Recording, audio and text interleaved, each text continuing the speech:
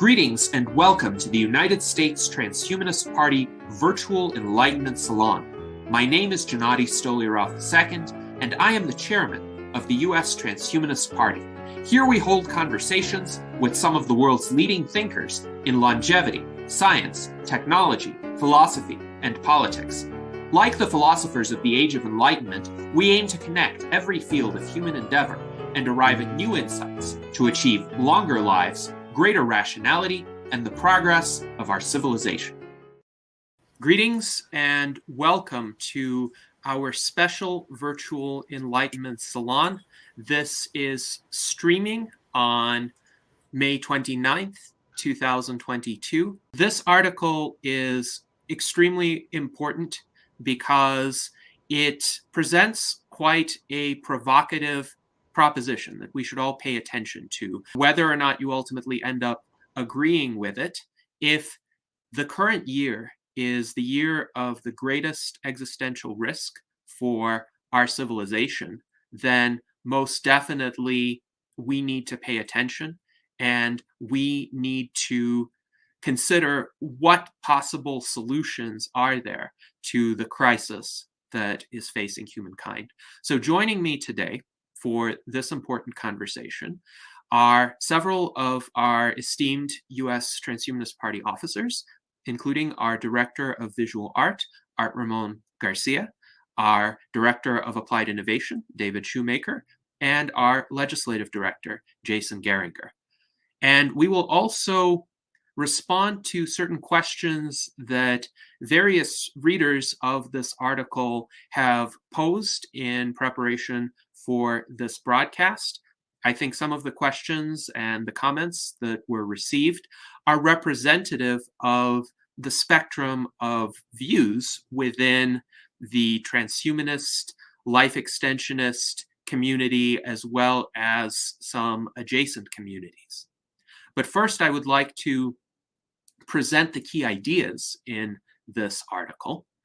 The Great Filter is a concept that is commonly put forth in answering so-called Fermi's paradox, which is an exploration of why is it that we have not, at least in a manner that has been definitively documented, come into contact with another intelligent civilization. And there are many hypotheses that have been put forth as to why that is. The Great Filter is only one of these hypotheses, but I'm increasingly coming to see that it may indeed be a likely scenario, that there is some stage in the history of a particular civilization and civilizations as they evolve throughout the universe more generally, which is an incredibly dangerous phase because the destructive capacity that the technology of a civilization in that phase can unleash far exceeds the ability of that civilization to exercise the necessary prudence and foresight and moral restraint that could inhibit the use of such destructive technology and enable that civilization to progress to a further stage where it does not have as much of an existential risk associated with it. So now I would like to posit what it is that has brought our human civilization to the Great Filter. And this Great Filter is such that, in my view, we're not going to have another time in our history that is quite as dangerous. And we haven't had a time previously in our history that was dangerous to this extent, although we have certainly had existential risks to which our species was subjected. Now, this war in Ukraine that started on February 24th, 2022, has highly elevated the risk of a nuclear exchange between the Russian regime of Vladimir Putin and the Western or NATO powers, which are bound by a collective defense obligation in Article 5 of the NATO treaty. As I portray it in this article, the Russian regime makes reckless nuclear threats. Western or NATO powers recklessly ignore them and continue to supply offensive weapons to Ukrainian forces, whose ideology favors recklessly dying for their country instead of prudently choosing to live for themselves.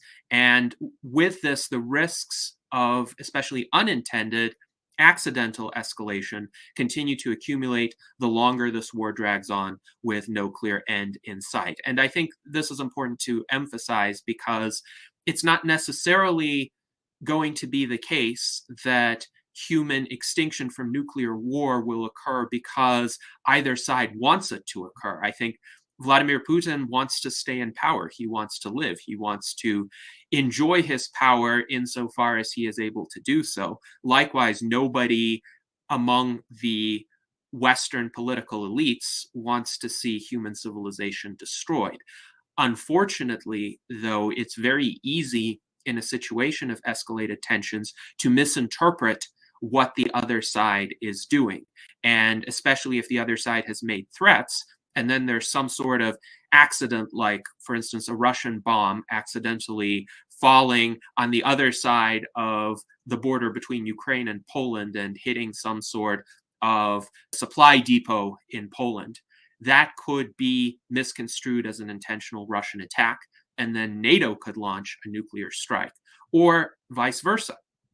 Putin's regime could consider a certain degree of heavy offensive weapons provision from the NATO powers to Ukraine as a sufficient provocation to respond with a nuclear strike. So we definitely don't want to see either of those kinds of outcomes occurring. But this is not an altogether pessimistic article, because as I write, the one ray of hope in all this is that I'm firmly convinced this is a unique, non-repeatable situation. If humankind can avoid extinction arising from reckless escalation here, then our species will never be in this much existential danger again, at least not from man-made causes. So why do I hold this view?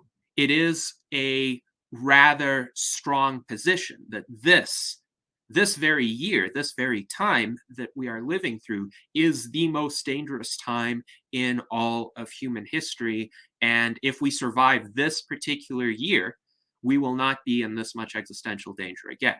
And I'll clarify what this means. It doesn't mean there will never be existential risk again after 2022. Just as I'm not saying there was no existential risk before. There was certainly existential risk during the Cuban Missile Crisis of 1962, for example. There has been existential risk for as long as nuclear weapons have existed. There can be existential risk from so-called natural causes, from a supervolcano eruption of sufficient magnitude, or from an asteroid impact hitting the Earth.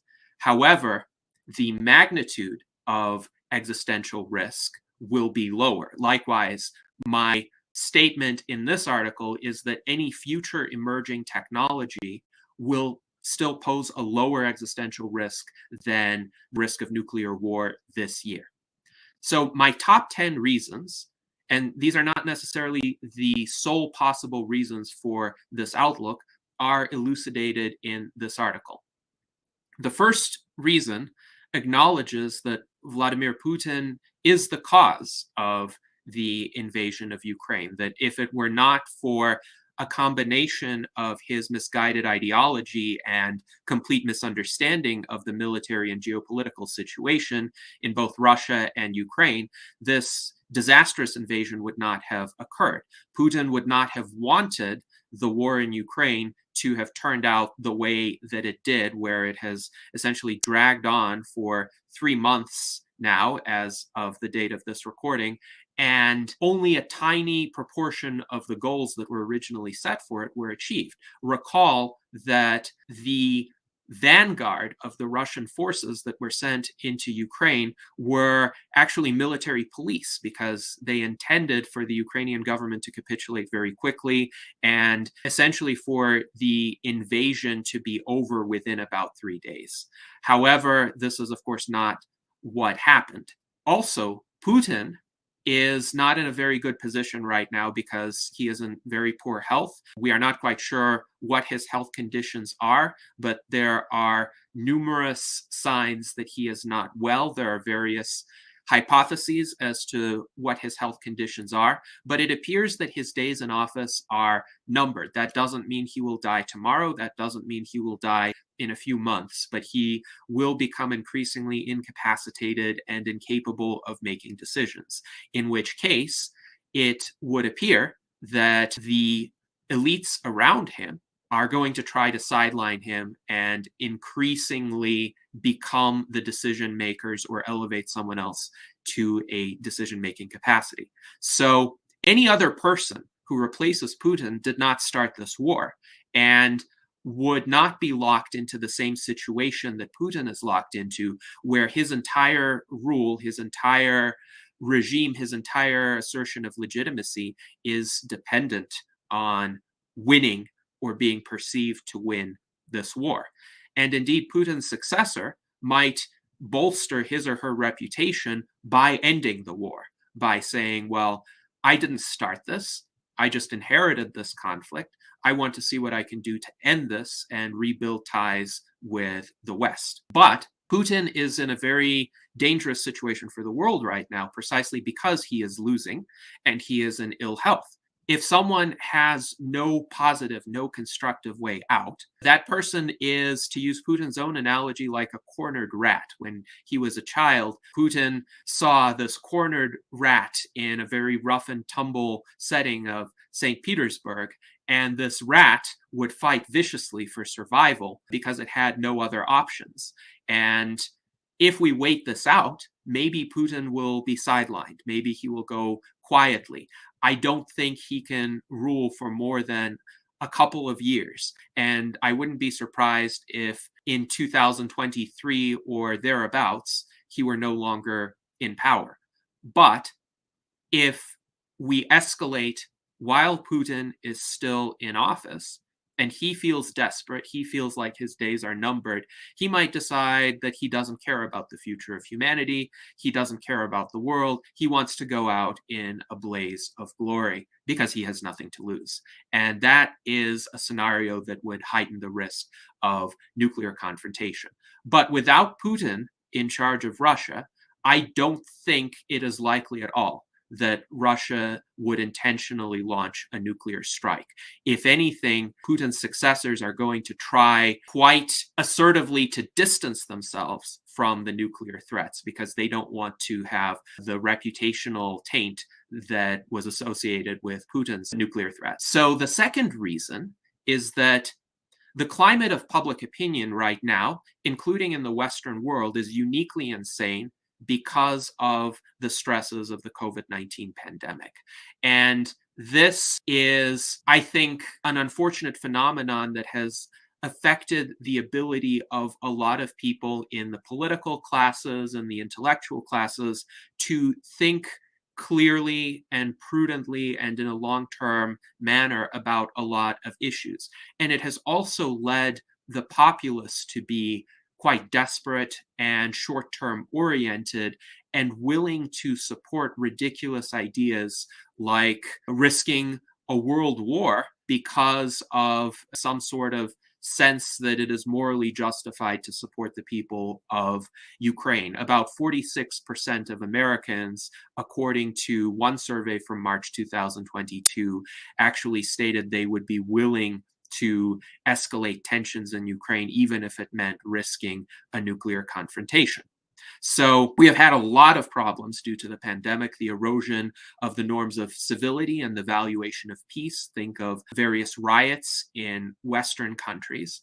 And there are certain ideological strains that have been particularly vulnerable to highly irrational thinking. I identify them as the neoconservatives, the foreign policy hawks of the same persuasion that led the US into the Iraq War, for instance, the establishment left, and nationalists of all stripes. And I would include among them Russian nationalists, Ukrainian nationalists, Polish, Baltic nationalists, all of whom harbor a kind of militant sense of grievance against their neighbors who are not that different from them, but there have been a lot of historical rivalries among them. And this pandemic has just escalated the willingness to engage in active conflict over these long-held grievances. So I have stated the preponderance of warmongers among the populations of Europe and America is at a historic high. However, this has been exacerbated by the pandemic, just as Putin's own bad decision-making has been exacerbated by the pandemic. Putin has essentially isolated himself from everyone except a close circle of his advisors. He has therefore neglected and discounted the views of a broader segment of the Russian elite, some of whom are more classically liberally oriented and would want to maintain economic and diplomatic ties with the West. But Putin has only listened to the advice of the war hawks, the nationalists in his inner circle. So what would happen if the pandemic recedes? If the subsequent waves of COVID-19, even though there will likely be subsequent waves, are not as deadly? If the routines of life return to what more people find to be comfortable, then I think some of these passions are going to subside. The war fervor will subside. And the evidence we have for this is that 10 years ago, many of the same people were not advocating war, just as they were not advocating riots in the streets. And indeed, a lot of the people from the establishment left who are advocating war today were opposed to the war in Iraq because, in part, a Republican administration was in power, but there was also a significantly more pacifistic set of sympathies within the Democratic Party during that time. It seems the party that is in the opposition in the United States tends to be more in favor of peace and solving domestic issues. However, under the right circumstances, a lot of the establishment Democrats could become more peaceful and more domestically oriented again. And keep in mind, Joe Biden did withdraw American troops from Afghanistan. And even though the aftermath of that withdrawal was not a success in terms of the Taliban very quickly taking over, Americans were largely resigned to that outcome because they were so overwhelmingly tired of war even last year. So if we wait this out, I think war fatigue can become the dominant attitude in the United States again, especially as other domestic issues like inflation and scarcity of material goods, supply chain problems become more pressing issues that Americans are going to want to solve. So if we wait out 2022 without a nuclear war, public opinion for military intervention in Ukraine is going to fade. Number three is an ambitious statement from me. I believe we were actually on the verge of achieving the transhuman era circa 2015 because of the trajectories of various emerging technologies. If you look at Ray Kurzweil's predictions in books like The Age of Spiritual Machines or The Singularity is Near, he foresaw a world where there was a lot more technological adoption by now than had actually taken place. And in terms of the technical capabilities that Ray Kurzweil foresaw, he was largely on target, say, with autonomous vehicles. Autonomous vehicles have been capable of outperforming human drivers for over a decade now, but there have been various societal obstacles and cultural problems that have derailed the adoption of autonomous vehicles. But there has been a wider cultural malaise that has derailed the advent of emerging technologies and their adoption by the population at large. I identify the left-right hyperpolarization from late 2015 onward as being a principal cause of this, because people were locked into the trenches of partisan warfare. They were too focused on wedge issues to really pay attention to technological advancement and advocate for technological solutions to these persistent societal problems. Also, the COVID-19 pandemic from 2020 onward greatly disrupted the material well-being of a lot of individuals. And although it has encouraged certain technological adoption, such as remote meetings, for instance, it has also highlighted the bureaucratic apparatus that stands in the way of progress. If it was that difficult to approve life-saving treatments for even this disease that the world is suffering through right now, how difficult is it going to be to approve life-saving treatments in the war against aging?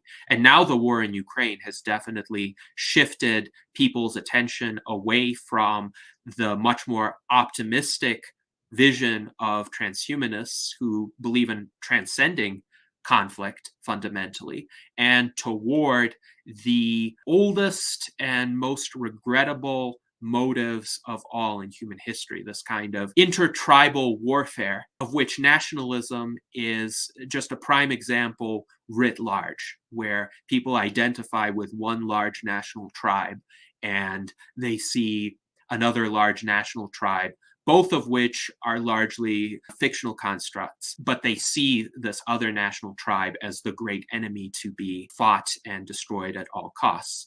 And indeed, by entrenching the old, evolved flaws of human nature, all of these developments, the pandemic, the hyperpolarization, the war in Ukraine, benefited the ruling elite, whom the transhuman era would render obsolete, because all of these age-old, ingrained human motivations are divisive. And the ruling elite can use those motivations in a kind of divide and rule approach, turning ordinary people against one another by saying, well, this other person is a Republican, so you surely need to hate this person. He is your mortal enemy. Or this other person is a Democrat. You surely need to hate this person. He is your mortal enemy. And likewise, innovators, business people, entrepreneurs, scientists have been caught in these polarized battles, whereas they could have been working in concert to build the transhuman era. However, I think the prospect is fairly hopeful. If we can avoid world war and nuclear annihilation now, then the progress of emerging technologies will still gradually displace the legacy ruling elite. Imagine if we didn't have the pandemic, if we didn't have wars during the past several years, if we didn't have the hyperpolarization that was amplified by the media, if people were just living their day-to-day lives and enjoying some of the technologies that did come onto the market, how much more receptive would they have been to the transhumanist narrative? I think to some extent the ruling elites recognize this, and they recognize the need to keep people divided, to keep people in panic mode, so that people don't figure out that there's a better way. There's a more collaborative way to build a brighter future for the human species. And of course, once we enter the transhuman era in earnest, people will have a much lower tolerance for existential risk. They're not going to be willing to tolerate the risk of species extinction over where one draws arbitrary geopolitical boundaries. Because, to be honest, what nation state Crimea belongs to is not going to affect how quickly we get technologies of life extension or nanorobots or settlements on other worlds. What will affect the trajectory of this future from the standpoint of how we approach Crimea is whether major world powers are willing to go to war over Crimea, whether they're willing to exchange nuclear missiles over Crimea. That can change the trajectory of human civilization. But if most of the world is at peace, it doesn't really matter from the standpoint of the broader future of humanity and the trajectory of technological progress, whether Crimea is Russian or Ukrainian. And it's important to keep that in mind. So the fourth reason is that averting nuclear war in 2022 will lead to the widespread recognition of how close we came to calamity from the potential of a pointless local conflict to engulf the world. And I have stated before on various occasions that the area that is now Ukraine, or that is disputed between Ukraine and Russia, has been subject to several wars every single century. And one can give numerous examples, even going back to the times of the Kievan Rus. But before the times of the Kievan Rus, the area was overrun by a succession of steppe nomads coming in from Central Asia and attacking various countries or empires in Europe. And there's a reason for this from a geographical perspective. The area is an open plain, which is rich in resources, which a lot of powers historically have competed over. But historically, humankind did not have weapons of mass destruction. And so those conflicts, they stayed fairly local. But now it's possible for this conflict to engulf the entire world. If we can prevent that, then the realization will dawn on many people that we came very close to nuclear annihilation, and for what? And I think in that case, the phrase never again could be repurposed to refer to preventing the risk of human extinction. And then we could make a push in concert with other groups who advocate nuclear disarmament for both Russia and the United States to finally dismantle its nuclear arsenal, and other powers as well, like Britain, France, Israel, China. But their nuclear arsenals are several orders of magnitude smaller than Russia and the United States have. And I think more people will be sympathetic to this cause if the case can be made that we came so close to nuclear war in 2022, we averted it, but we might not be as lucky next time. So there will be more political capital for disarmament as the solution. Now, there has been a lot of discussion in the transhumanist community about artificial intelligence and nanotechnology posing existential risks in the future. And I don't rule out those kinds of existential risks. They certainly need to be studied and discussed. However, I consider the level of those existential risks to be lower than that posed by nuclear weapons today. And the general reason is that the modes of functioning of the emerging technologies are much more sophisticated. So it takes more steps to create an artificial superintelligence that could pose an existential risk somewhere down the road, tens of years into the future.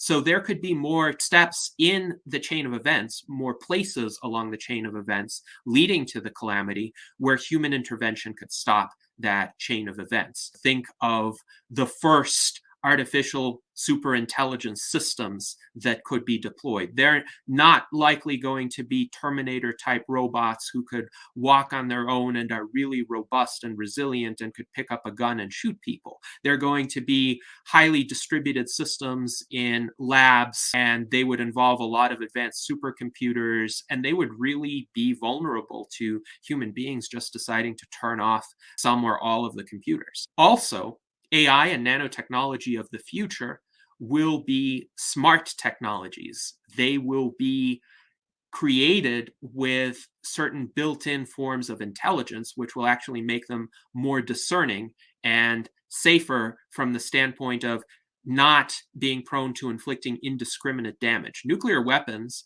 are comparatively very simple or dumb as I describe them, but they have an awesome destructive capacity. If you drop a nuclear bomb on a city, it's not going to distinguish between who is your ally, who could potentially sympathize with you, and who is your enemy. It will destroy everyone within a certain radius and inflict terrible radiation damage on people who are farther away. I would say the dumb nature of nuclear weapons is what makes them the most destructive and dangerous technology in all history, past and future. And this, in my view, should never have been developed. It was only developed because of a particular governmental policy that resulted in the Manhattan Project. We can't unlearn this knowledge, but as the US Transhumanist Party platform sections 3 and 4 point out, we can take measures to ensure that this knowledge is not deployed for destructive purposes going forward, that it is only deployed for life-affirming and rights-respecting purposes. There are many who claim that climate change is the greatest existential risk facing our species, but I would suggest that climate change, while it is a risk, is a much milder risk, and it is not an existential risk compared to nuclear war. And I will emphasize that doesn't mean climate change is not important to address. Indeed, I would say in the current conflict, as the conflict escalates, there is a lot of pressure for Western powers to ignore the risk of climate change because they need to find alternatives to Russian oil. And it's interesting also how readily they have decided to reduce sanctions on regimes like Iran and Venezuela in order to get additional oil to replace the Russian oil that they have restricted themselves from importing. But one of the greatest events that could cause adverse climate change is a nuclear war leading to a nuclear winter. But in the absence of that, climate change due to human fossil fuel emissions is a risk that will play out over decades. And that allows for mitigation, that allows for reversal through emerging technologies, as well as adaptation to any lasting climate shifts. So unlike nuclear war, which could destroy the world within days or hours, we can anticipate the threat and we can take measures to either prevent it or reduce the damage. And that's not to say there won't be damage, but the damage would not destroy the species or even significantly slow down our technological or economic progress. So if we can avoid nuclear war in 2022, then it will be much more feasible to devote more resources toward the development and deployment of technologies that would counteract climate change. We would simply have more breathing room. We would have more prosperous societies that haven't been devastated by war. And as a result, we would be able to focus on longer term risks and milder risks, not just climate change, but for instance, aging, which is not an existential risk to our species, but it is a risk to all of us as individuals, and it will destroy us as individuals if we don't confront it. So instead of putting our resources and energies into war, let's devote those resources and energies toward solving problems like aging and climate change. And there are some who will assert that China is a threat, and if the Western powers give in to Russia, that will embolden China. And just because a nuclear war with Russia is averted doesn't mean that a potential nuclear confrontation with China later on will not occur. However, I know China has orders of magnitude fewer nuclear weapons than Russia or the United States, perhaps a couple hundred at most. Both Russia and the United States have over 6,000 nuclear warheads. So in any war between the United States and China that involves a nuclear exchange, China will lose hands down.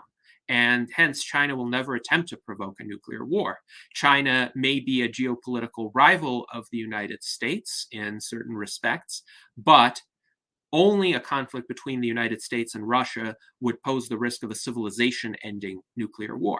Moreover, China's entire geopolitical strategy has been to become so globally interconnected through trade, especially with the United States, which is China's leading trade partner, that any military conflict would be tantamount to economic suicide for China. So China would never initiate that kind of military conflict. And of course, the United States would be foolish to initiate a military conflict with China, as Joe Biden has threatened to do over Taiwan. By the way, I'm skeptical that China would ever militarily invade Taiwan, but that is an entirely different discussion. I do not see the ideology of the Chinese regime or the prudential calculations of the Chinese regime as being anywhere close to what would be needed for the Chinese regime to instigate a nuclear conflict. Now, what happens if nuclear war is avoided in 2022?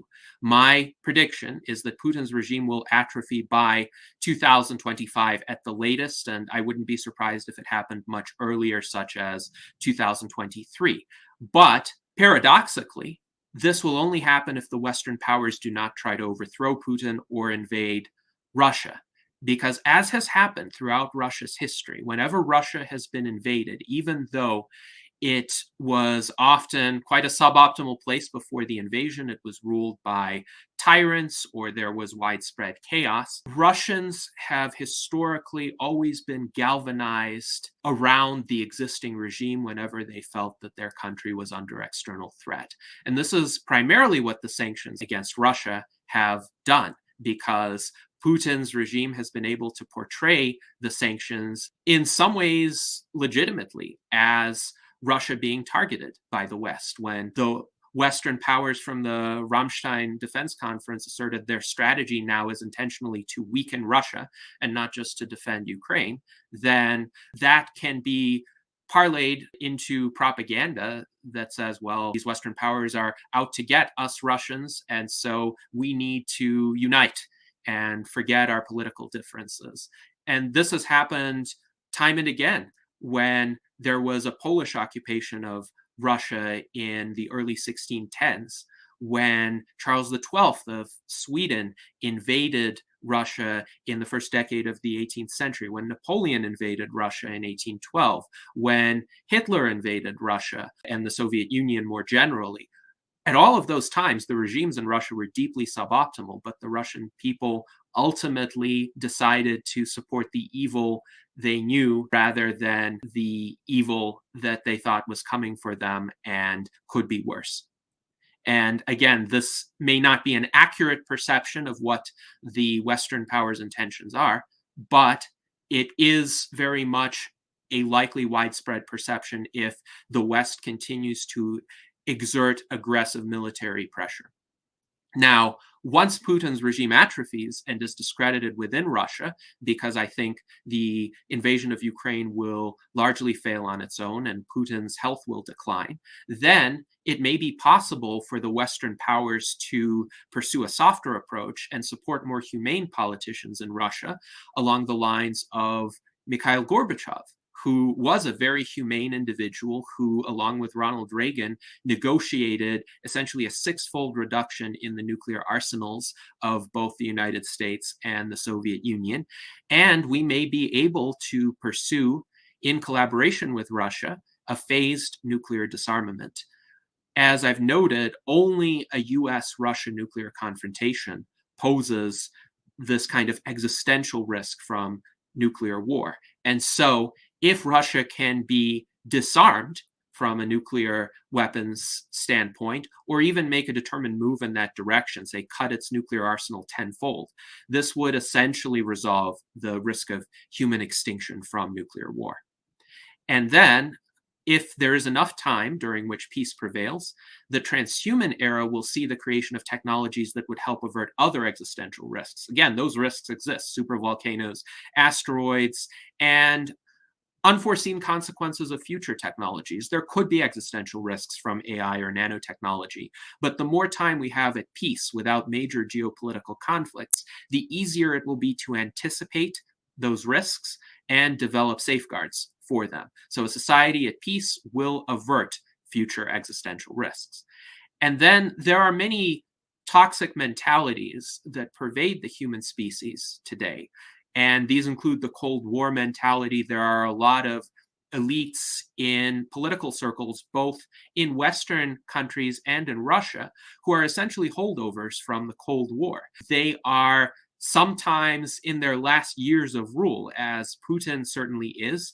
One could make a fairly legitimate claim that Joe Biden and people of his generation are also in their last years of rule. I would be surprised if Joe Biden ran for re-election in 2024. So these politicians were raised with the Cold War, and their thinking in terms of foreign policy is very much conditioned by the Cold War. So they have a temptation to turn us to that world because that is the world in which they are most comfortable. But over time, I think that mentality will be seen as counterproductive and obsolete. And those of us who didn't grow up with the Cold War will be more inclined to reject it. There's also a toxic and age-old mentality of militant nationalism, particularly ethnic nationalism, which has been pernicious in Eastern Europe for many centuries. And that toxic mentality has combined with the toxic mentality of left-right polarization in the United States. And the United States does a lot of cultural exporting to the rest of the world. So the polarizing mindsets that exist in America have been exported to the rest of the world, much like some of the less heinous aspects of American culture have been exported. So along with McDonald's and Walmart, which are not that, America has unfortunately exported the left-right polarization. Now, if we can get rid of these three terrible mindsets, most of humankind can become largely constructive again. And as I've stated before, it is only because of those mindsets and the unfortunate confluence of events with the pandemic and the war in Ukraine that we have not reached the transhuman era already. So my hope is if we survive this crisis, if we avoid war, then these pernicious ideologies can be rendered unacceptable, just like after World War II, certain ideologies were rendered unacceptable, like National Socialism or eugenics, for instance, became completely unacceptable, and justly so. And therefore, if we avoid World War III, these ideologies of Cold Warriorism, left-right militancy, and ethno-nationalism can become unacceptable in America and Europe. And I think the rest of the world could help us with that. I think, unfortunately, we still have a situation where the bipolar world order of the Cold War era, which placed humankind on the brink of nuclear annihilation for a long time, has lingered to the detriment of the perspectives from other parts of the world being as visible as they should be. So there are many valid perspectives on geopolitics from Asian countries, from Latin American countries, from the Middle East, from Africa, that should be heard to a greater extent. And virtually nobody from those countries wants to see the world destroyed over Ukraine. So I think they can be tempering voices, moderating voices to lead humankind to step away from the precipice of existential risk. So essentially, we just have to survive 2022, and then our species can turn toward the long arc of progress once again. However, we absolutely have to survive 2022, and that depends on all of us. That depends on public opinion in the West being able to restrain escalatory actions. I believe the war in Ukraine is an absolute tragedy. This invasion should never have happened, and it has caused tremendous destruction. I believe people in the West should try to help the people in Ukraine who are suffering from this war by taking in refugees, by providing humanitarian assistance, by providing diplomatic assistance to help end this war. But military escalation, driven by the war fervor of Western hawks and some of their counterparts in Eastern European countries where the governments are just really afraid of Russia and want any military help they can get. That kind of war fervor can escalate what is now just a regional conflict into a civilization-ending conflict. And that can place our species in unparalleled danger. So I think this is where we are passing through the great filter. And let us hope that we have enough prudence and basic love of life to avoid the fate of perhaps some other civilizations that throughout the existence of the universe have not made it through the great filter. But this is a story that has yet to be written. We will find out in the next several months whether or not our species makes it. So with that provocative conclusion, I will invite any comments from those of you in our panel, and then I will go to some of the reader questions that have been sent. So anybody who would like to speak, please do so. David, okay. Please go ahead. Yeah, sure. Great synopsis of your article. There's much there that I agree with, but one of the things I like about the U.S. Transhumanist Party is we don't have a uniformity of belief, right? So I'd like to point out some differences that I have, but I'll start and maybe intermingle them with the things that I agree with and the things that I have a little bit different take. Your number one point that the war started with Putin, I couldn't agree more. And you did mention about him wanting to go out. He's creating his legacy. I think that's what you were getting at. And I think that's true. But I don't think that even if he is terminally ill, that he has nothing to live for. He has daughters that he's protected quite well. And I don't think he wants to see their future end either, one way or another. Either fortunately or on purpose, the media and other governments have not gone after his daughters to any great extent. And I think that's been wise as well, too, because I think that would be pushing a button that would be terribly difficult to draw back from. So I think even what I consider to be an unhinged, perhaps dying leader still has his Achilles heel, and that is a sense of family and a sense of not wanting to end as far as that's concerned. However, he's still a bully. Let's put this in human terms. If Ukraine was a person and Russia was a person, what you have is somebody that broke into somebody else's house and is trying to steal from them and is willing to say, if you give me half of what you got, I'll quit beating up on you. I don't see how most people could justify that as a reasonable situation. So I don't consider it a excessive military pressure from the West to supply the tools that somebody needs to defend themselves.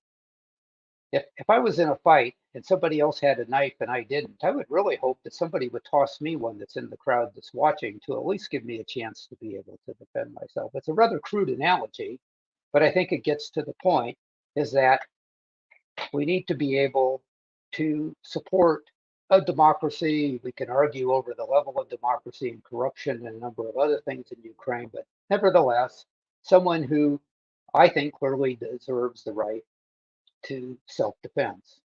And for the bully to complain that you're aiding the person they're beating up on is a totally unjust argument. So that'd be one of the things that I would consider. I would look at how do we keep something like this from happening again? And I think that's probably the road that we need to go down. I don't think we keep this from happening again because earlier, last decade, Russia annexed Crimea, left troops closer in the Donbass region, and we did nothing. And in a way, that's saying, if you do it again, we'll do that. We're not going to do much about it either. So if we were to, if somehow this was to end by Russia taking an even larger portion of Ukraine, in my opinion, we're making it more likely that this will happen in the future versus less likely, because we're saying, yes, it was cost, but we got what we wanted, and we'll lay low for a while, and then we'll come back for some more. So I don't think that's taking it in the right direction. So perhaps showing a stiff resolve to help people that have their own stiff resolve is a good way to keep something like this from happening in the future. A bully only understands one thing, and that is I'm going to get what I want by force, unless there's somebody else that can resist me, and then they'll back off from that. So those are some of the key things. I've actually got quite a long list here, but there's a couple of other people on, so I'll let them talk, and then I'll probably want to jump back in for a few more. All right. Well, thank you, David, and I appreciate your remarks. I will respond briefly, and then I will turn the floor over to some of our other panelists. Now, I agree with you that if Putin cares about the well-being of his daughters, that could be a restraining force on him. And I really do hope that he has some kinds of restraints of this sort. What was notable is that during the May 9th victory parade, where he was widely expected to announce certain measures of escalation, like declaration of war on Ukraine or broad military mobilization, he didn't do any of that. He just used some rhetoric, essentially saying, well, this war was inevitable, we had to do it, we had no choice, and this is a righteous cause. But he didn't go beyond that. So he maintained the status quo, whereas he could have escalated, which suggests that there are some pressures restraining him right now.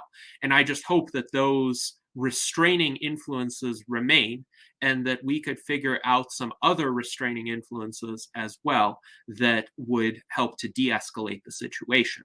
Now, on the point about bullying, I would say yes, Putin is a bully, but I think the analogy to one person bullying another person breaks down in this situation, because the governments of Russia and Ukraine, respectively, do not represent the people of Russia and Ukraine. It is much more complicated than that. Just as I think the demonization of Russian people throughout the West has been completely unjustified and is bordering on the way German Americans were demonized during World War I and Japanese Americans were demonized during World War II. So it is that in Ukraine, not the entire population supports the government of Zelensky. Not the entire population supports a hostile interaction with Russia. So historically, Ukraine has been torn. There have been people who favored greater integration with Russia. There have been people who favored a more separate Ukrainian identity. And I believe that none of this justifies war. None of this justifies military confrontation. It justifies some sort of attempt at peaceful discourse and negotiated settlement. And what happened with Crimea was not the kind of bullying where a person goes into another person's house and takes their stuff. Yes, there was a Russian takeover of Crimea, but it was essentially bloodless, and the population in Crimea overwhelmingly supported the annexation by Russia. Now, one could question whether the referendum that was held was fully along the norms of international elections, whether the numbers were really as high as they were. But knowing the history of that region and the attitudes of people there, if a completely honest election were held with international observers, the majority of people would still have voted to become integrated into Russia. And one reason why I know this is because there have been attempts when Crimea was part of Ukraine for the Crimean autonomous area to secede from Ukraine. They tried doing it. They tried holding referendums, and the Ukrainian government was just saying, like, no, you can't do that. Somebody to vote to be into an authoritarian regime. You know what I'm saying? If they're voting, they're voting to be into a, that doesn't compute. You know what I'm saying? So they're not really voting. They're voting saying, I want to vote for my last time ever. That doesn't, you see. Well, there are other considerations besides being part of an authoritarian regime, and I wouldn't want to be part of Putin's Russia, but there is a significant element in Ukraine that is nationalistic. Are we sure they wouldn't be voting for that they want Russia to be a democracy? Maybe they're voting for that, not for, I just want to be in a authoritarian regime. Well, no, they voted to secede from Ukraine when Crimea was still part of Ukraine. This was years before the Russian military occupation. It's just the Ukrainian government ignored them. And throughout history, most governments ignored attempts by regions of their countries to secede from them. So, for instance, Catalonia attempted to secede from Spain, and the Spanish government suppressed that secessionist movement by force. Of course, in the United States, there was a civil war over an attempt by half of the country at the time to secede.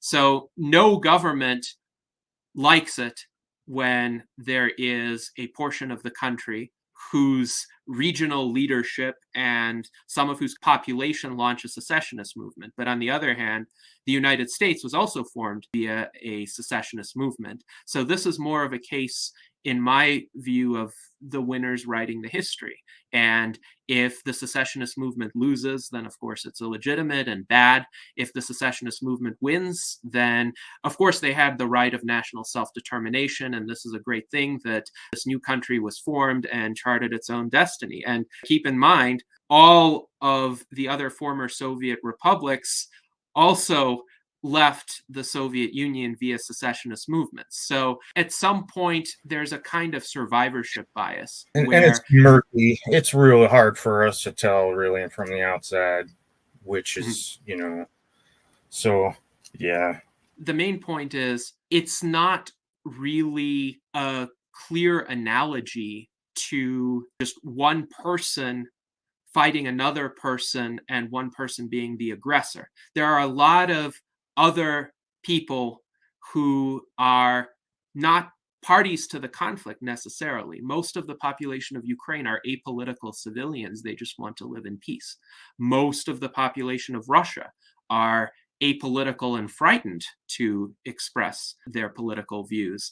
And even the opinion polls that show a majority support for the invasion of Ukraine should be treated with suspicion, because if you're told, well, you will receive up to 15 years in prison for criticizing the war or even calling it a war, and then you're approached and you're asked about your opinion of the special military operation in Ukraine, what are you going to say? Maybe you will just say, I don't want to discuss this. And it makes it pretty hard to trust those polls. Right. Well, so yes, and I want to jump in and say that before we disregard the idea of the simple analogy that I gave, no analogy is perfect, but I still think it holds from the standpoint that I went to elementary school a long time ago. It was a different world. Okay.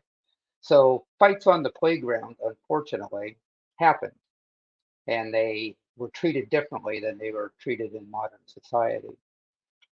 Some of those fights, and one or two that I was involved in, I had mixed opinions about the other side, so to speak.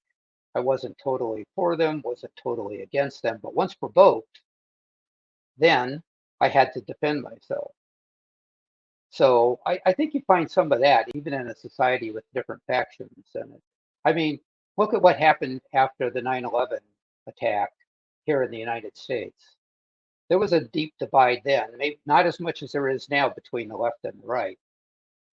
But immediately after that, you couldn't tell whether someone was a Republican, a Democrat, or an independent, because at least on the block that I lived on, just about everybody was flying an American flag. And I want to point out that I fly an American flag every day on my front porch, but it's not an act of nationalism, it's an act of patriotism. And I see those two as differently. Nationalists, as I think you would agree, would say it's my country and everybody else is less than. But patriots don't have to be that way. And I think true patriots aren't. I grew up in an era where patriotism was an advisable, and it wasn't politicized as it is now. The word patriot's taken on a tinge that I don't really like these days. But a patriot, from my standpoint, is someone that's proud of their country, their heritage, all the things that we've done right, and not glossing over all the things we've done wrong, and realize that just like personal development, again, going back to that, boiling it down to a single person, I've got a good self-image, but that clearly doesn't mean that I'm perfect and that I don't have things to work on. And I look at patriotism towards the country as the same sort of thing. And then I can look to my neighbors to the north, to the south, across the Pacific or across the Atlantic, and appreciate their culture and heritage, learn from them, and perhaps maybe they'll learn from me some. So I think patriotism can be a very valuable commodity, just like a good self-image for a person is. But yes, I would condemn nationalism the same way, but I want to draw a distinction. And sometimes that distinction isn't clear. Sometimes people lump those two things together, and I do think it's important. And I think those analogies hold up singular and plural as well. Yes. Yeah, I that's one of the things I'd like us to figure out here today is, how much is it nationalism or patriotism that we see in Ukraine? And I would like to take a dive into the conduciveness that Ukraine is for Westernization. Let me backtrack. First of all, I love the idea of the Great Filter. That's something we can all agree on. So we got, aim high in steering. We know what our goal is to get through the Great Filter. My, I think, main point is going to center around the fact that I don't think the great filter moment is really the war in Ukraine, but the fact that Russia has its entire economy based on fossil fuels. We're futurists. We know better than probably anybody that that is not sustainable.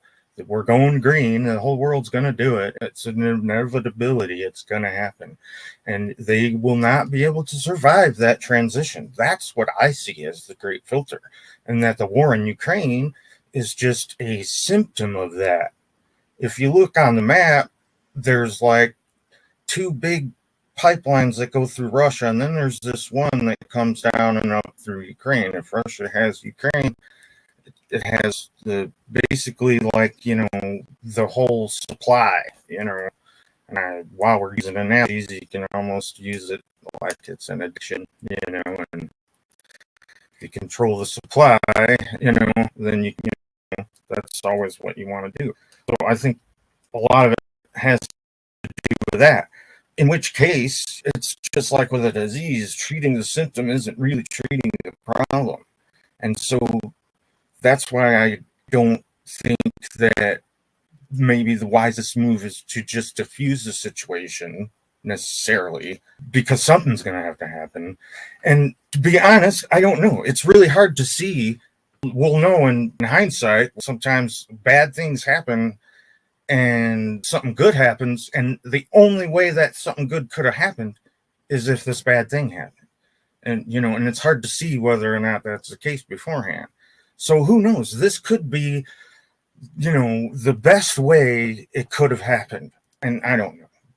But, you know, that is possible. So we had to, you know, think about that. And I'm hoping that after we get through this, really debating too much on what our official position is try to brainstorm what we can do in this situation to maybe that might benefit our party. And it strikes me that if Ukraine is anything like Estonia, then they might be willing to adopt new types of democratic principles should they win. So sure would be cool if we, you know, were able to talk them into adapting something like ranked choice voting or something, and then maybe giving us a heads up, you know, in an international stage, you know, and help them, you know, with new democratic ways, and maybe that'll be the new model of the future, and everybody will look at that, and then, you know, I mean, yeah, it's a pipe dream, but who knows, you know. Well, thank you for those comments, Jason. And there are several interesting topics that we could delve into. First of all, I don't think this is the best way that things could have unfolded, because the best way would have been if there were no invasion of Ukraine. The question is, what can we do now to minimize the damage, minimize the risk to the human species? In terms of fossil fuels and Russia being a major fossil fuel exporter, I think you're correct that that's an obsolete business model within the next several decades. And right now, Russia holds a lot more economic sway over European countries because European countries are so heavily dependent on Russian fossil fuel imports. But yeah, I think that actually feeds into my case. If we're trying to pick out good things that happened because of it, I mean, how else would Germany have gotten off of the natural gas from Russia? They were building the pipeline through the Baltic, but they stopped that. That's not happening anymore. There's good things, you know, maybe I'm just a guy that looks at the bright side or something, but, you know, there's good things too.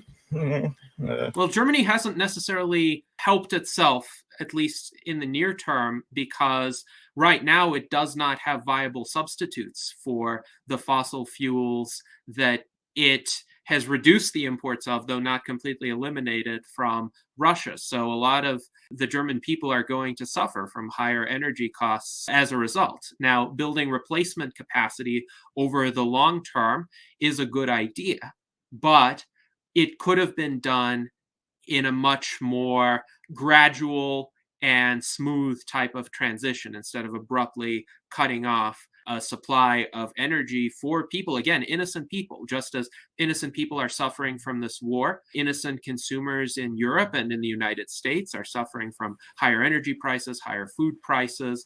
None of this is good, but I will point out that that's, that's what keeps them from freezing in the wintertime. So that's important. Right.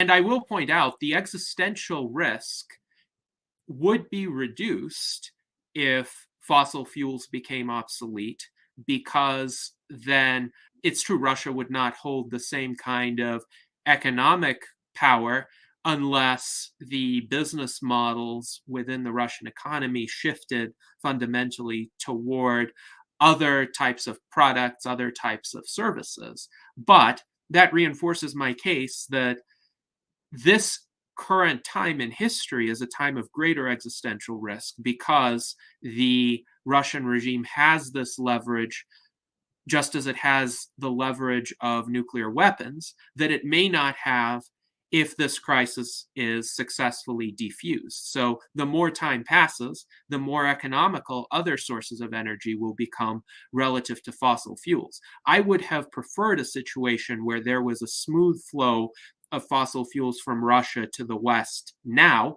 which allowed the West a more comfortable way to transition away from fossil fuel. Just as my view in how to resolve climate change is to actually use as much energy as possible now for technological innovation and rising standards of living that will make people comfortable enough to want to innovate. And that way we can transition away from fossil fuels more quickly than we would in a situation where people are encountering poverty and scarcity and privation. So even in this situation where, Jason, you focused on the dangers of dependency on Russian fossil fuels, waiting out this conflict would be a better way of getting rid of that dependency in the longer term, in the time frame that matters for addressing climate change, for example. I agree. But we're only one half of the equation. Putin's the other half, and he didn't let us, And unfortunately, we can't influence Putin directly. He's not going to watch this virtual Enlightenment Salon. He's not that computer literate, actually. So that's unfortunate, because if I could talk to him, I would say a few choice words to him in Russian, politely, because he doesn't like people who are rude to him. But I would speak politely to him about how he really needs to think differently about the future of humanity. We don't have that kind of access, though. I want to respond to David's points on patriotism versus nationalism.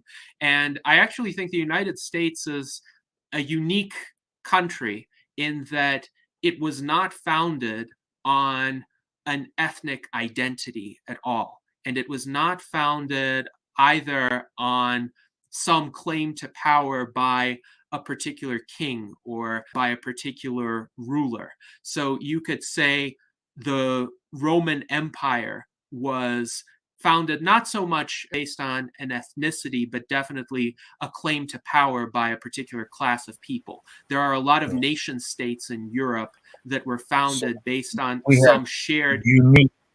We have unique nationalism. Well, as I was saying, there are a lot of nation states in Europe that have, at least as their founding mythos, some claim that there is a particular group of people that underwent the same shared experiences and coalesced into a single ethnicity.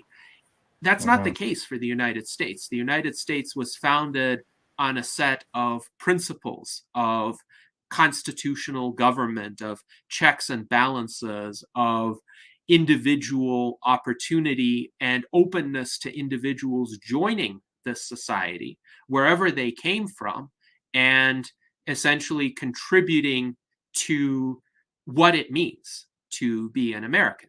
And that's a very unique premise historically. This is the first country that has done this.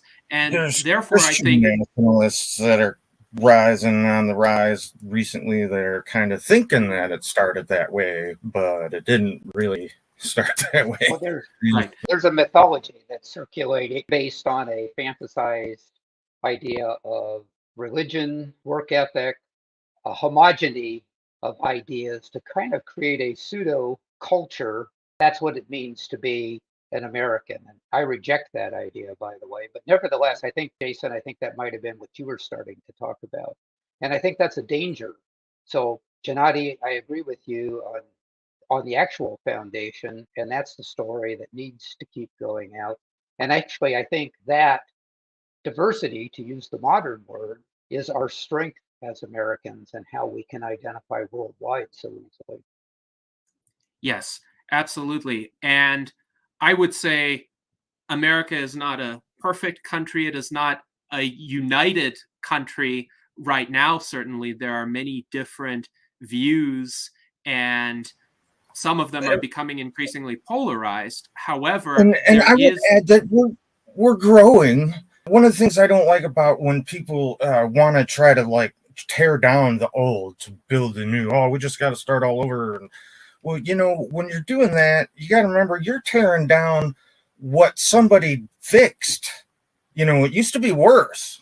You know, this is the fixed version. You know, they probably died just to get it this far, and you want to tear it down. You know, you remember that. I'm just saying. Right. Yes, I don't support people who want to tear down everything about a current society or system and start anew, because that's just a recipe for making the same mistakes and then some other mistakes as well. That's why I never support riots in the streets or violent revolutions. I always hope that we can have incremental, civil, peaceful reform toward a better world. And indeed, I think the prospects of transhumanism are best in a generally stable environment, both in terms of internal politics and in terms of geopolitics. That's why I think we need to avoid major wars, including, of course, the most major possible war of them all, which is a nuclear conflict, but also domestically. We want to avoid riots in the streets. We want to avoid people storming government buildings. We want to avoid people picking fights with other people over their political affiliation.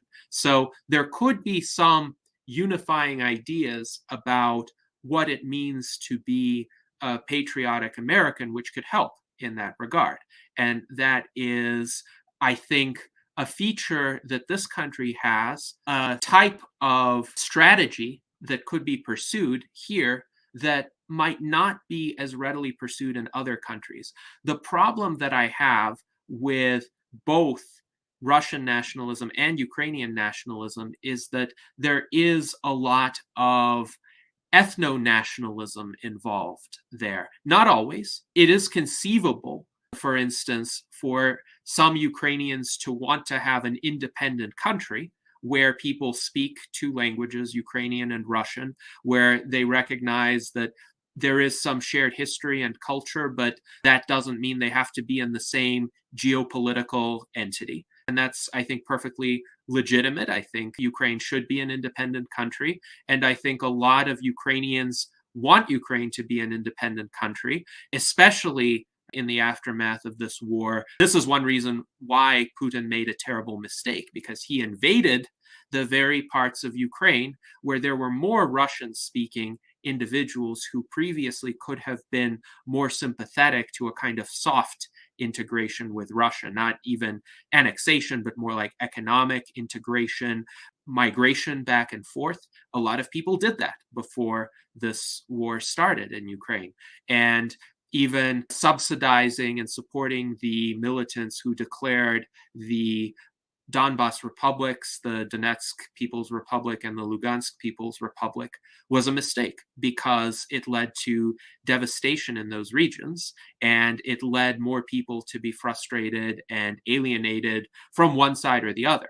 But it also doesn't help when you had these nationalist battalions in the Donbas, which were operating, and they were abusing the Russian-speaking civilian population in Ukraine, in eastern Ukraine. That was Putin's reason for that, because I heard about it, but I haven't really seen any, I don't know, evidence, I guess.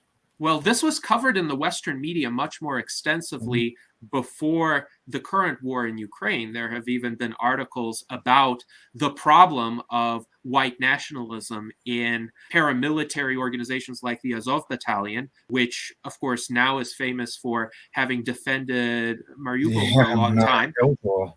But a lot of the members of the Azov Battalion, they came from all over the world, by the way, were avowed either neo-Nazis or very strong ethno-nationalists at the very least. So you had a situation where the regular Ukrainian military was in disarray after the Maidan revolution, and they didn't really want to fight the separatists in the Donbass. What's the Maidan revolution? The Maidan revolution occurred in late 2013, early 2014. Those were the protests that led to the ouster of Yanukovych, Viktor Yanukovych, the former president of Ukraine. And they started out peaceful, but they escalated into violence on both sides. And ultimately, Yanukovych could not withstand the popular pressure. He had to leave. And there was a period of chaos where the Ukrainian military was kind of on the fence. And there were these separatists in the Donbass. They were sent, the Ukrainian military was sent to put down the insurgency. And there were situations where the local populace actually convinced the Ukrainian soldiers to abandon their equipment and turn around and leave. And the Ukrainian soldiers agreed to do that because they didn't want to fight their fellow countrymen. So the Ukrainian government, the provisional government at the time after the Maidan revolution, could not essentially contain the insurrection in the Donbass without kind of tacitly allowing these volunteer battalions to form. And these volunteer battalions were made up of an ideologically extreme set of individuals, not that many of them, but they had military training and they had weapons, and they came in and they started to fight against the pro-Russian separatists, but they also were responsible for a lot of war crimes in that area. And the scale, of course, was much smaller than the devastation that came about after Putin's invasion. However, there were enough documented incidents of war crimes that Putin was actually making the case that he was trying to save the people of the Donbass from bullying by these nationalist battalions. This is why he was referring to the denazification of Ukraine. He wasn't talking about Zelensky. It would be ridiculous to call Zelensky a pro-Nazi kind of leader, and Western media have pointed out why that's ridiculous. He's Jewish. He was actually elected on a platform of trying to get some sort of negotiated peace in the Donbass, and that's also important to consider. But he was kind of pressured from the nationalists within the Ukrainian government to abandon that position. And the reason why Putin didn't invade more of Ukraine in 2014 was because of the Minsk agreements, which actually kind of stabilized the situation with the hope that both sides would start enforcing those agreements. Those agreements involved a certain degree of regional autonomy for the Donbass republics, but they would have led to their reintegration into Ukraine as well. And Zelensky, I think, wanted to pursue something along these lines, but the nationalists in the Ukrainian government didn't let him and essentially threatened him if he were to make more accommodations toward Russia. So what happened was a kind of impasse, and this often is the case. Where diplomacy doesn't work, the sides start resorting to other means. And the Ukrainian government refused to enforce the Minsk Accords. Putin became increasingly frustrated, and he was also increasingly detached from reality because of the COVID pandemic, because of his own isolation. And he decided, well, if they're not listening to us at the negotiating table, if they're not implementing these agreements, then we need to be more forceful. And we need to make this argument that we're protecting the people of the Donbass from oppression. Now, it's a really bad reason to start the war because the end result was a lot more of those same people suffered a lot more devastation than they did from the bullying by the nationalist battalions. So it was a very self-defeating move, nonetheless, to start that war. But the reason why I mention this is the arguments about bullying can be made on both sides. And I don't think that is the approach that is going to ultimately end this crisis. If you make the analogy to schoolyard fights, for instance, how often is the phrase, well, he started it, used in those kinds of situations? I mean, even I remember it as being kind of the common justification for anybody who fought. And very quickly, if you investigate those claims of who started it, it's not always clear cut. And each side can claim that the other side started it, but the question is, who can end it? How can we end it? But are you saying that Russia didn't start it? Well, I'm saying that this invasion was started by Putin, and it definitely was. But he had a rationale for his escalation, which also was along the lines of, we must resist bullies. So it is just but playing with fire. I can jump in on that, since that was my topic on the bullies, is it doesn't really matter, I don't think, which one started it, because like you say, it's incremental. The problem is that someone's allowing it to get started. And in this case, that was Putin. That was the overt gesture. Back to the schoolyard fights of my youth, of which there weren't all that many. I don't want that to be blown out of proportion. But the point is that if someone came up and started talking in a way that was offensive and then started pushing you, I would resist that. But the first time they took a swing at me, it was all on. So think of Putin taking that first swing, no matter what the provocations were. And in his hip pocket, getting back to the great filter, he wanted to keep others from butting in by early on saying, hey, I've got nuclear weapons, remember, and I'm not afraid to use that. And I think he really anticipated, I don't know if cowardice is too strong a word, but certainly reservations from the West. I think he expected there to be a certain amount of hand wringing going, well, we can't do anything, we'll just have to let this play out. And that's not the way that it played out. And I think that sends a message to any other bully that wants to start something, whether that be in Taiwan or whether that be in some other part of the world.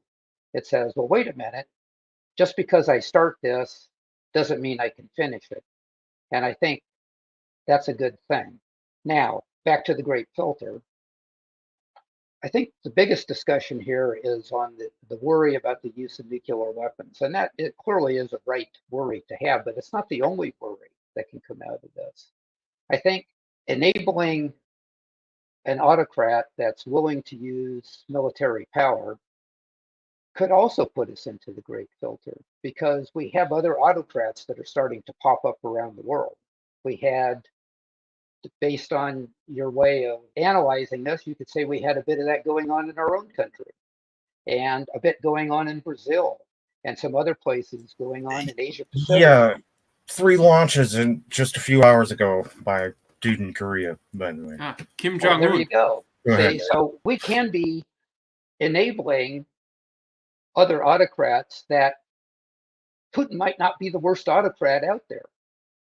Heavens forbid that I would be defending Putin. But the point is there could be other more unhinged autocrats out there that we would really have to worry about. And whether that be nuclear, or whether it be chemical, or some other type of military, or whether it's just an infusion of autocratic ideas becoming sensible in a society where they didn't exist before, could also play into the great filter. So I just want to say there's a lot of things besides the nuclear threat that we have to worry about. We need to consider all of those. Yes, and it could be that the other autocrats are worse than Putin, but they also don't have the capacity to destroy civilization. So how many nuclear missiles does Kim Jong-un have? I would be surprised if he had more than 10. And even that is a dubious proposition. I think he probably launches the ones that he has to terrify the rest of the world, but none of them can reach other countries. Perhaps some of them might reach Japan, but he's not foolish enough to actually try to attack Japan with one nuclear missile. He's just brandishing his 3 or 5 nuclear missiles to tell the Western world and Japan and South Korea, well, you had better keep giving food to my regime. You had better not be too harsh with my regime because I can be a nuisance to you. Just keep in mind that 9/11 happened by a non-nuclear power. So it's not just nukes that we have to worry about. Oh, certainly. There are other threats. There are other ways in which those kinds of regimes or non-governmental groups can be problematic, but they can't end human civilization. And so there is a variety of measures that could be deployed to counter those threats. And I'm not saying those threats should be ignored, just as there's a variety of measures that could be deployed to prevent Putin from attaining many of his objectives. But I think right now a lot of those measures should be diplomatic and humanitarian.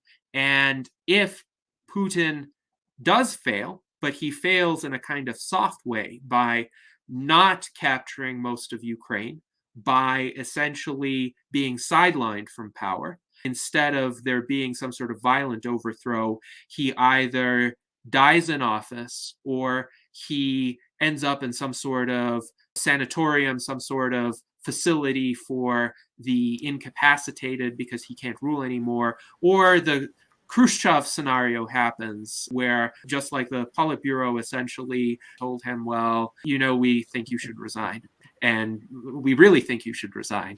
And he did, and he lived out the rest of his days in retirement. Actually, Khrushchev was made to resign 2 years after the Cuban Missile Crisis. And part of the reason why Brezhnev and the other members of the Politburo essentially forced Khrushchev to resign was because they thought he was too reckless in how he handled the Cuban Missile Crisis. I don't mean to take the subject way off chance, but what happens when we got longevity and, Trump and Putin can get longevity treatments? And we could all get longevity treatments. Well, yeah, I know, but one of the things I think it does is it takes legacy off the table. When you have a living legacy, that's different than wanting to be remembered in the history books as the great Russian leader that brought back the former glory of the Soviet Union or something like that. When you have to make decisions and then live through them, I think longevity works in our favor. That's exactly right. I agree with David on this one. Now, I want to hear from Art Ramon as well. What are your thoughts on the great filter and the conversation thus far? Okay, let's see if I could put this together. I watched the documentary by Oliver Stone, Ukraine on Fire. It was in 2016. And when he is interviewing Putin's main concern is NATO expansion into Ukraine, CIA operations to place their people in power. So that concerned him. That was his concern back in 2016. So, there you have a bully also. So when you end up with a bullying another bully, it's more like an MMA match where you have two fighters, except in this case, it's like the trainer for one of the fighters is the US, and they're also the referee. And, the Ukraine is like 100-pound fighter, and the Russia's like the 200-pound fighter. So Ukraine keeps getting beat up, gets him in an arm lock, and then the referee says, let go, let him recover. And then they just repeat, he keeps putting in an arm lock, and he's going to lose. But the referee trainer keeps pushing the Ukraine, keep going. So, yeah, that's the way I would see the analogy from, watching Ukraine on fire. As far as the Donbas separatists and the nationalists, the Azov battalion, from what I think I saw in that documentary, I'm not sure if it's that one or the other one, but a lot of the Western Ukrainians are descendants of Nazis that escaped. So you had Nazis that, went to South America, then you have some Nazis that went to hide in Western Ukraine. So they're descendants of Nazis. There's not just white nationalists from around the planet. I mean, these are hardcore Nazis, and they hate Russians. And they definitely were, a lot of abuses in the Donbass area. And that was the main reason, I think, why Putin decided to invade, is for that reason. That makes sense, like, where they came from. I was wondering, like, okay, where did these guys come from, That's an answer to that. So it's a complicated history, but one of the figures that is lionized by Ukrainian nationalists is a man named Stepan Bandera. And Stepan Bandera was a leader of a guerrilla nationalist group that committed atrocities during World War II against a lot of people, against Jews, against Polish people, against Russian people, and collaborated with the Nazis. So Bandera also wanted an independent Ukraine, but he collaborated with the Nazis in order to get to it. And there were Belarusian villages, too, that Bandera and his men raided. My mother grew up in a small Belarusian village, and she recalls when she was a kid in the Soviet Union, they would essentially recite the histories of the people who died during World War II, because there were tremendous death tolls there. Essentially, one of every 4 people in what is today Belarus was killed during the Nazi occupation.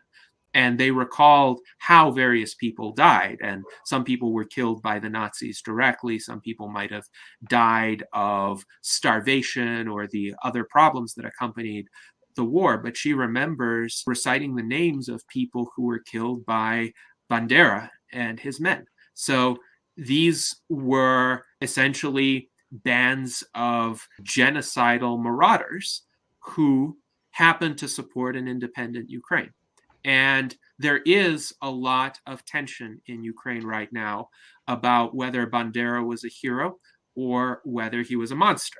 And of course, I believe anyone who commits genocide is a monster. But the people who fight for the Azov battalion idolize Bandera. And unfortunately, what has been happening prior to the invasion of Ukraine was, under the influence of a lot of these nationalists, for instance, history books were rewritten to idolize Bandera, and streets were renamed in the name of Bandera. And of course, that really upset a lot of the Russian-speaking people in Ukraine. And there are millions of native Russian speakers in Ukraine, in all parts of Ukraine, actually, because Russian is a common language in that part of the world. It's easy to communicate with people from other former Soviet republics who understand that language. So a lot of these people were very frustrated that this person who murdered a lot of their ancestors. And the maps are very distinct, that there's a whole lot of division right down the middle, that Russian speaking over here and Ukrainian over here, and the way the elections go are real divided by geography. And so, yeah, it's divided.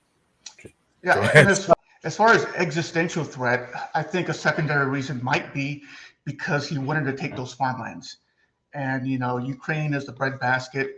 And right now, I keep hearing a lot of worries that a food shortage. The supply lines have been disrupted because of COVID. And now there's been disruptions in the creation of fertilizers. And they're predicting massive food shortages. And possibly, you know, Putin and Russia saw this in advance and said, you know what, let's get that farmland and secure food for ourselves. And the hell with everybody else. I think existential threat is food shortages around the planet, especially in the poor countries. Yeah, there's African countries that depend on that. Yes, very sure. And it is true that essentially Putin's forces are seizing some of the grain harvests in Ukraine right now, and they may be willing to export them, but some countries will not take what they consider to be stolen grain. Unfortunately, yes, the poorest countries in the world are going to suffer because of this. Countries in Africa that have depended on imports from Ukraine. Now, in the time we have remaining, I want to address some of the reader comments and questions that I received prior to this session. Candy Osman Wood writes, very well written, thank you. I can see even in the comments that the polarization is alive and well, and she was referring to some of the Facebook discussions on my article. Then she writes, but as you point out, it must subside. We must get through this year, and I definitely agree with the sentiment. Daniel Gustafsson wrote, it seems you are overly optimistic about climate change. And he writes, You can't research how to fight aging without a functioning society. Our civilization is a house made of straw, and climate change is an approaching class 5 hurricane. Now, I don't deny that climate change is a problem. I think, however, we have more time to combat the risk of climate change than we do to combat the risk of nuclear war. And I think our ability to combat those risks goes together. So if we can prevent nuclear war in 2022, it will be easier to combat climate change later on. Just as in our discussion with Jason, I pointed out that as time passes, the technology will advance to enable countries throughout the world to reduce their dependency on fossil fuels. We just need to accelerate that transition without making life uncomfortable for people, because once life becomes uncomfortable for people, they're not interested in innovating anymore. They're interested in just getting through the particular crisis. Their time horizons narrow, just as during this pandemic, many people's time horizons became as limited as the next week or even the next day. So that's not a situation that we want when confronting long-term threats like climate change. Now, our Nicholas Starr has a lot of questions that I will try to address briefly, and he is definitely skeptical of the arguments being made in my article. However, I will try to address as many of his questions as I can. He asks, how can you say this is a non-repeatable situation when Russia has repeatedly invaded sovereign nations and seized territory to force its will in recent history? So there has not been the kind of invasion that we saw in Ukraine in 2022. All of the other situations were a lot milder and a lot more ambiguous in terms of how they were carried out and what side, quote, started it. For instance, in 2008 in Georgia, it was the government of Georgia that attacked the people of South Ossetia. And here again, we have the question of whether a secessionist movement is legitimate, whether it's an assertion of people's right to self-determination, or whether it is just a bad insurrection that should be put down. So in South Ossetia, there's a majority of Russian speakers, and the people in that region genuinely wanted to secede from Georgia. And they did. They declared their own independent republic, and the Georgian military invaded them. The Russian military counterattacked, essentially, and within a few days defeated the Georgian military, but did not capture Georgian territory. So when the Georgian government decided, okay, this is enough, we want a ceasefire, the Russian government agreed to the ceasefire. And yes, the rest of the world did not intervene militarily, did not cause a world war over this, nor should they have. I was writing in 2008 that it doesn't matter who is right or wrong here. The stakes are just not worth it to escalate militarily. Likewise, we discussed Crimea, and we discussed the fact that essentially there was no bloodshed in the annexation of Crimea. So should the world have forced a military confrontation over a change in territorial boundaries that did not involve any bloodshed? In terms of Syria, some could say there was Russian military aggression in Syria, and Assad's regime is certainly not pleasant or respectful of rights. But on the other hand, the United States supported militant groups in Syria that were opposed to Assad and that were aligned with ISIS. So ISIS became powerful because of the Syrian civil war, and then the United States had to fix its own mistakes, essentially, and militarily intervene against ISIS. At the same time, Russia was militarily intervening against ISIS as well. And this was a situation where actually Russia and the United States, even though they had initially supported different sides in the conflict, were on the same side against ISIS. And the Syrian conflict was even more ambiguous because of the roles of other actors like the Turkish military or the Kurdish resistance forces. Yeah, where do the Kurds fit into that? Because we owe the Kurds a debt of gratitude for what they did just with ISIS and stuff. Right. The Kurds fought against ISIS, but Turkey fought against the Kurds, and Turkey is a NATO ally of the United States. And also Turkey sometimes shot down Russian aircraft, but sometimes cooperated with Russia in Syria. And right now, Turkey is kind of on friendly terms with Russia, despite being a NATO ally and despite supplying the Bayraktar drones to Ukraine. So who is on whose side really here? Sweden in NATO either. Yeah, they're right. Voting, yeah. Right. So it's not all very clear cut. Quite the contrary. Each faction here, each government, each regime has its own specific interests, and sometimes they align temporarily for pragmatic purposes, and sometimes they diverge. And even in the same conflict, there is not clearly a set of good guys and bad guys in a conflict like the Syrian civil war. So I would say the invasion of Ukraine is a uniquely destructive activity that the Russian government has undertaken. And it's uniquely consequential because of how it has drawn in the rest of the world. So I don't think we can talk about other situations of Russian military involvement being anything like this. I still maintain this is non-repeatable, and it's non-repeatable also because of who Putin is and how Putin was thinking and how he was misguided in the lead up to this invasion. What's your ideal outcome? Do you think we'll be better off if Ukraine wins, or, and I know you're probably going to say, no, everybody just lay down their arms right now, no more dead. But, what if the war has to continue and there's got to be a winner and a loser or something? Well, of course, I believe in a diplomatic solution. Right. So I would say whatever the disputes are over territory, over historical grievances, over NATO membership, they should be discussed at the negotiating table, not on the battlefield. And I think it's acceptable for those negotiations to drag out for years, as long as people are not dying, as long as infrastructure is not being destroyed.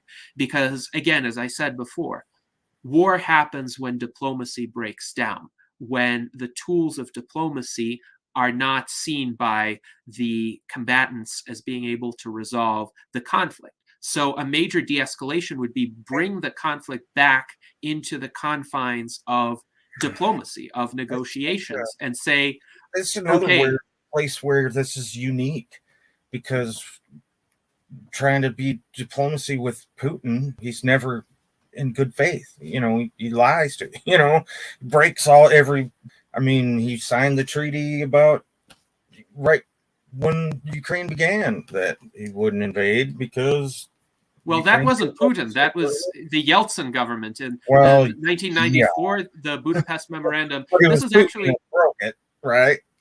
Well, this is a question from our Nicholas Starr as well, where he essentially pointed out that there was this treaty promising protection if Ukraine gave up nuclear weapons.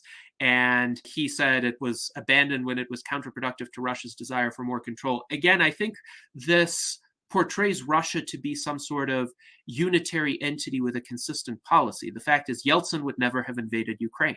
Yeltsin was an imperfect ruler, to be sure, but he was pro-Western. He was in favor of Westernizing reforms in Russia, and he was fine with the Budapest Memorandum.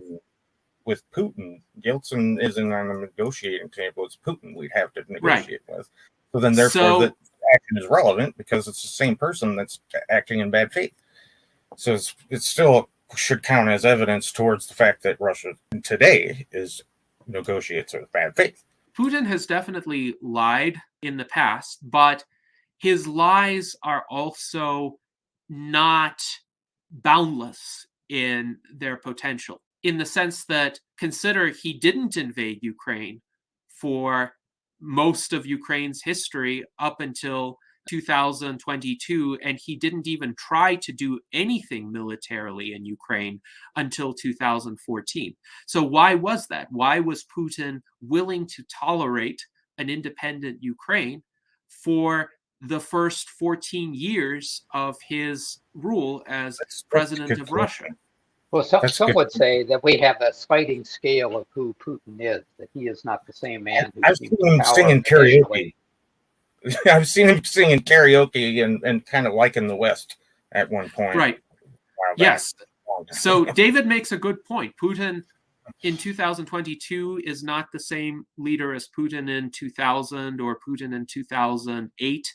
And there has been a kind of drift in his policy objectives. He originally tried to continue some of the policies of the Yeltsin government toward privatization, greater economic freedoms, for instance. At the same time, of course, he wanted more authoritarian power for himself. Perhaps that got to his head over time, and perhaps his health issues, as well as the isolation from the COVID pandemic, led him to be less pragmatic, less rationally calculated in his decision making, and led him to undertake an act that was reckless, even for a person of the same ideological leanings. I think if he had thought through the consequences, including the effects of the sanctions, the resistance from the Ukrainian military, which I think he should have expected by now. This is not the same Ukrainian military that was in disarray in 2014. He would not have invaded Ukraine. It's just a completely foolish decision for him to have done that. But nonetheless, he did. But again, I don't think that contradicts any of the points that I made, because if Putin as he is today is the problem, then that is not a permanent state in which Russia is mired. Putin as he is today is not a stable phenomenon. He will pass. The question is, will he take the rest of the world with him? Or can we enable him to pass more quietly, perhaps to some degree of frustration on his part? But if he can think that he can just carry on some sort of legacy building project and have something that he can present as a victory in the short term.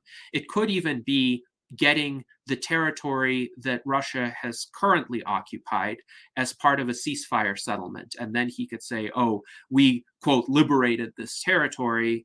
And then in a few months, he leaves to some sanatorium because his health is deteriorated to that extent. So that might be the option. Freeze the current battle lines and let Putin say, okay, this is what victory looks like.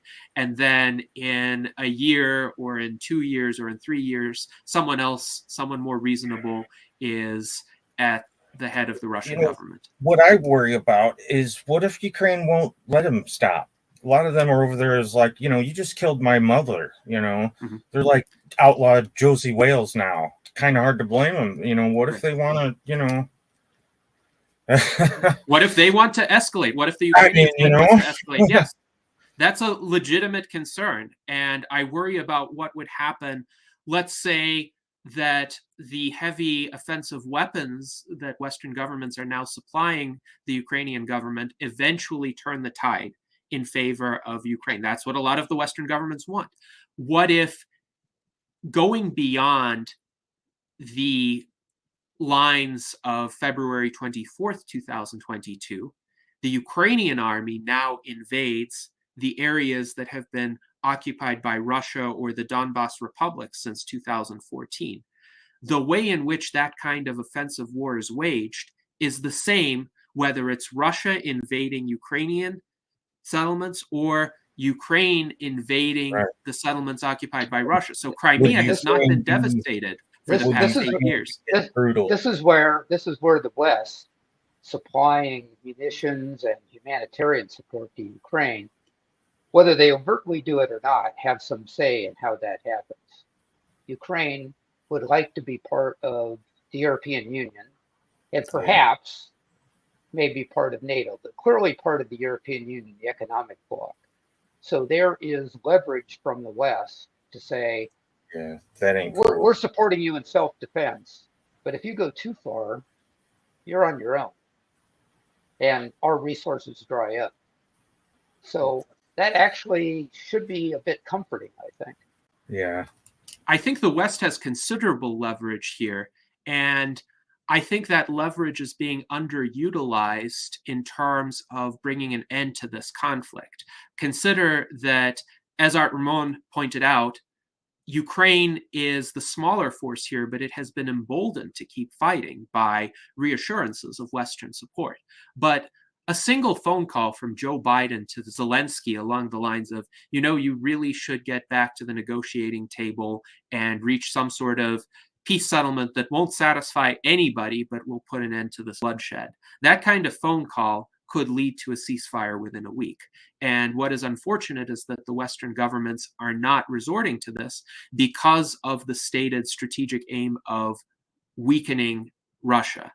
And unfortunately, that aim of weakening Russia means damaging Russia, not just economically, but militarily as well, amplifying the loss of lives of Russian troops, some of whom are just conscripts who don't want to be there anyway, amplifying the destruction of Russian military equipment, and of course, leading to loss of the territory that Russia has occupied in Ukraine. So those are very calculated objectives because some Western policymakers want to see Russia that cannot recover from this war. And perhaps in their view, it's because they don't want Russian aggression to occur again.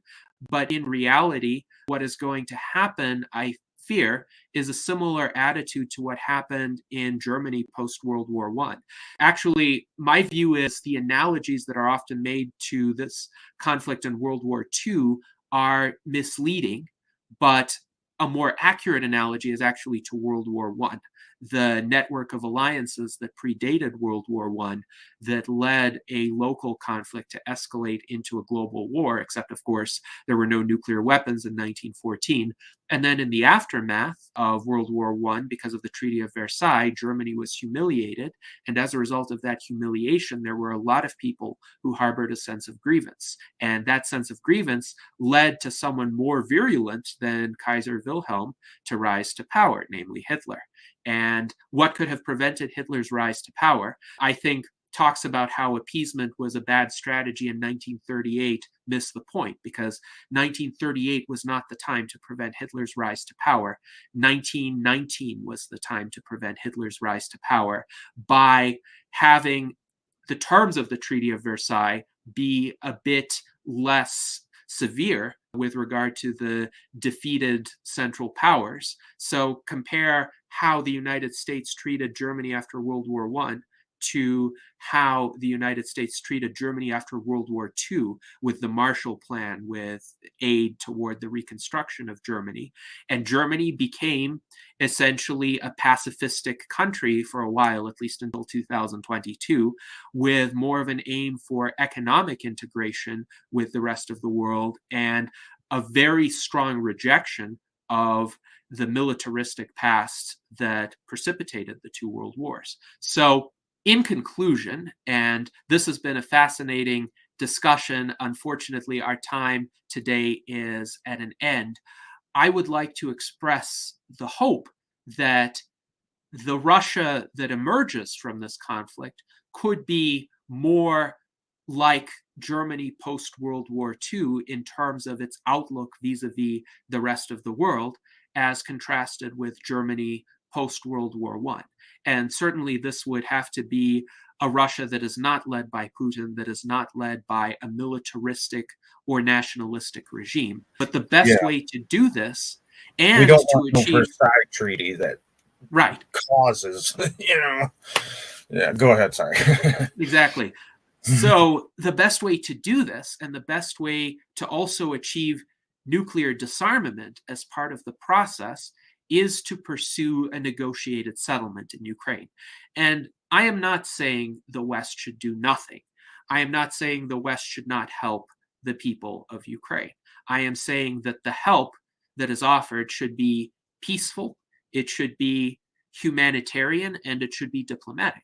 And this is something that I think a lot of people who are humanistically inclined or transhumanistically inclined can agree upon, that it's bad for people to suffer and it's good to try to alleviate their suffering. let's do it in a way that doesn't amplify suffering and doesn't risk our own lives and the future of our civilization. Indeed, I hope that we pass through this great filter. I hope that Putin doesn't launch a nuclear strike. I hope that NATO doesn't launch a nuclear strike. And I hope that instead we all live long and prosper. Let's get through the great filter. Indeed.